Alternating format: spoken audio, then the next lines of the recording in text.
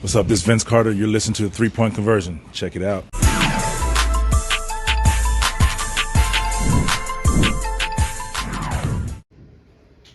Vaughn Wilson, HBCU game day.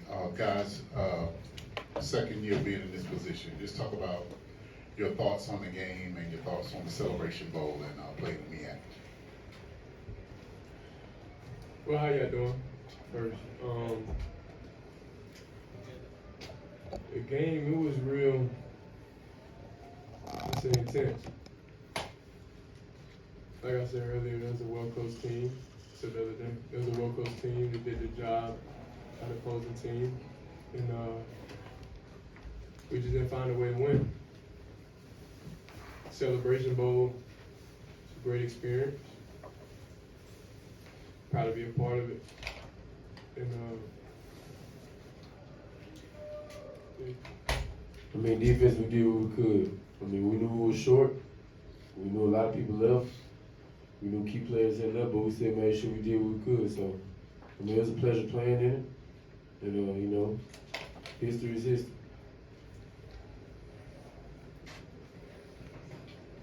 Go ahead, Matt. Emmanuel Glaze, Crush Sports Talk. Shedeur, take us through that last drive in overtime and the last two plays. What were being called and what were your thoughts on it? I honestly don't even remember it. I only remember the last play, honestly. Clock just got real low. He wasn't able to get the back out, motion him all the way out. What they would have got confused in the responsibilities and the coverage. And personally, I feel like I should have just took the penalty and had a chance to get the right play exactly how we want instead of rushing things. So for me, it's just a learning experience and just weighing the pros and cons before the play. Second row to the right. Open mic broadcast, Joshua Davis. Aubrey Miller. Use your mic, Mr. Davis. Okay. Aubrey Miller, why your defense struggle so in the run defense had such a problem? I mean, guys just didn't do their job. And the guys that were supposed to have their back wasn't there. So, I mean, like I said, we had a few guys that were supposed to be here that left. And, we kind of paid for it. But we still tried what we could. We still tried to, maximize the opportunity we had. And they did everything that we thought they was going to do, but we just didn't master our job. So that's what it looks like we don't do your job. Shedeur, Langston Newsom, Clarion Ledger. Can you walk me through that final play in regulation when that touchdown pass to Travis Hunter? And what can you talk about freshmen stepping up in such a big way in the third and fourth quarter of this game? He's been doing it all season. We just had to find the right time to put him on the field. When he's on defense and he's dominating, I think we got a lot of receivers, Blur Nation too. It's a lot of them. So it's not just Travis this season. I'll say overall, he was in when he could in certain positions. Last play, a lot of chaos going on. So I'm like, Travis is Travis Hunter. He's him for a reason. Then they're gonna play off man, off cover 2 man. So in my head, I already took away the concepts to the field and the slot. It wasn't gonna be there. So I'm like, make him earn it. And that's what he did. When I threw the ball, all I gotta do is put air on it. He's gonna do the rest. So it wasn't really hard. I just threw a fade. He did all the work. Kenyatta Camille, Dr. Bill's inside the HBCU Sports Lab. Right here, Shedeur, this is for you. Going through that process for a lot of folks, just looking at how, much time was left on the clock and just all the different factors going into it. As a quarterback and leader, one of the leaders, if not the leader of the team, what over the years allows you to slow down and process everything and to make big time plays like you did, even though it didn't work out to the full scope of the end of the game? But just go through the progressions. There's no different recipe than when there's 15 minutes on the clock and there's like 2 minutes. There's no difference. You're going through your read. You're I would say in the situations, knowing what you got to get, knowing what's needed. I would say that's it. Me personally, I was just reminding myself, hey, you're in this spot for a reason. You wouldn't want nobody else in this position. I know I could do it. Team knew we could do it. The whole line knew we could do it. It was just everybody that believed in it. So that's why whenever we scored, I'm not celebrating or nothing, because that means everybody said, you ain't believe. I believed we was going to go down there and drive down and score. It wasn't nothing to get excited about. So, more of the story, I'll say, it's just rationalizing what you should do in a situation. A lot of thinking, I would say. 2 more, starting here, standing up on the left. Ernest Rex, MTMB Sports. Shedeur, Aubrey, if you could, can you summarize your time at Jackson State? Been a blast for me.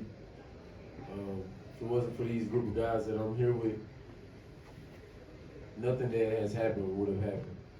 You know, I decided to come back for another year to experience this time, and unfortunately we came up short, but everything else just came with it. Like I said, you had a great offense that carried us today, and they've been dominant all season. You know, you got a defense who showed out, and we just came up short. You know, some of our pieces to the puzzle wasn't just there. But I mean, after that, man, everything happens for a reason. It's a life lesson. You know, you can never grow if you don't have lessons in life.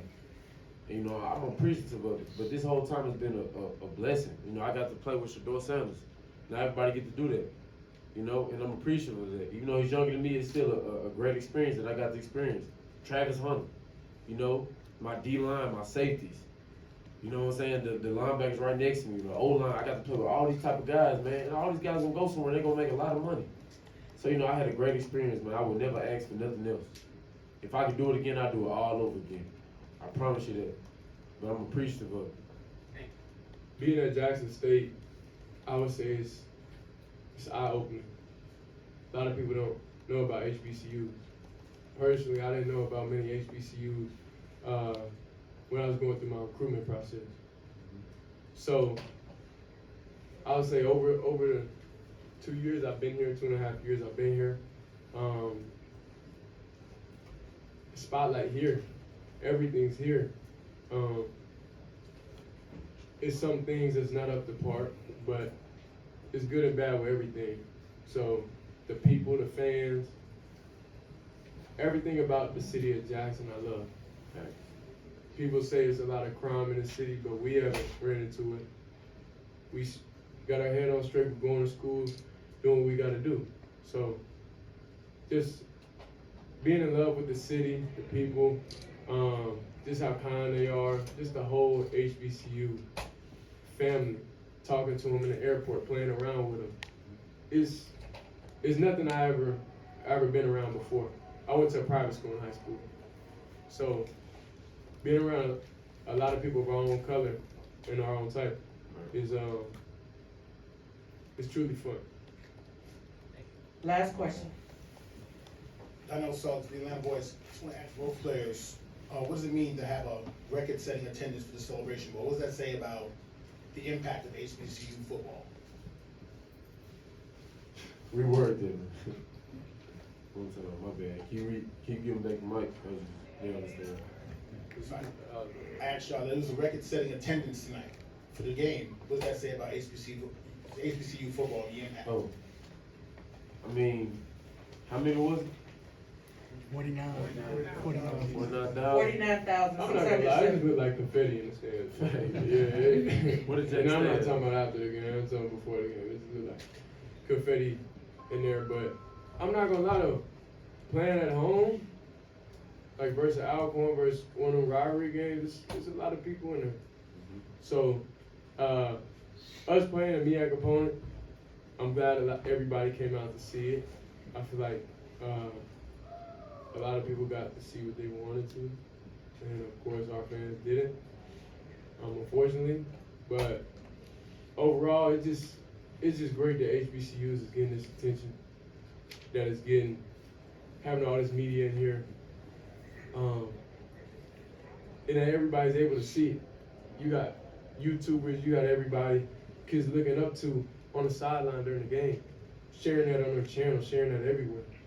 So HBCUs definitely have a lot of attention, a lot of media to it, I would say now than it has before. So everybody's gonna grow up and hear about HBCUs and understand what HBCUs is. So I would say it's great, and I love the fact that everybody came out and was able to see it. I mean, I knew our fans was gonna show up. They always show up and they show out.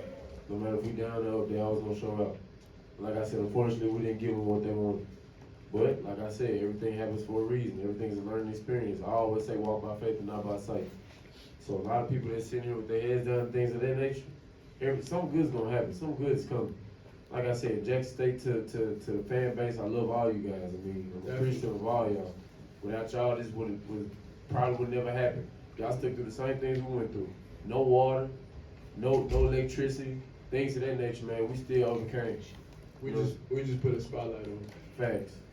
And this gonna always go down in history. And we was able to play for the city. You gotta understand, the city doesn't have any national teams. It only has college. So I mean, it's just giving hope to the city for something different. Having something, just being there talking to kids at Blackburn Middle School, elementary school or middle school, either one. Oh, middle school. Yeah, just them being able to connect with us, them being able just to talk to us and just play with us and stuff like that. It's a lot of bad things in the city. A lot of kids never. When we brought some type of food up there, a lot of them ain't have it. They never tasted it before. So it was just being in Jackson. I just feel like it's just eye-opening for everybody. Kids will have something to look up to. Kids will want to be a Jackson State Tiger one day.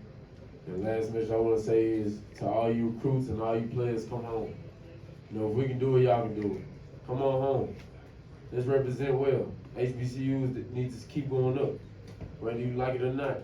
Whether they like it or not, we need to keep rising with this. We need to keep going with this. The money needs to come back home. Your talent needs to come back home. You need to play for your people. You need to represent our people. I mean, like I said, if we do it, you can do it. That's all I want to say. Thank y'all. Thank you guys. Good job, man. Thank you.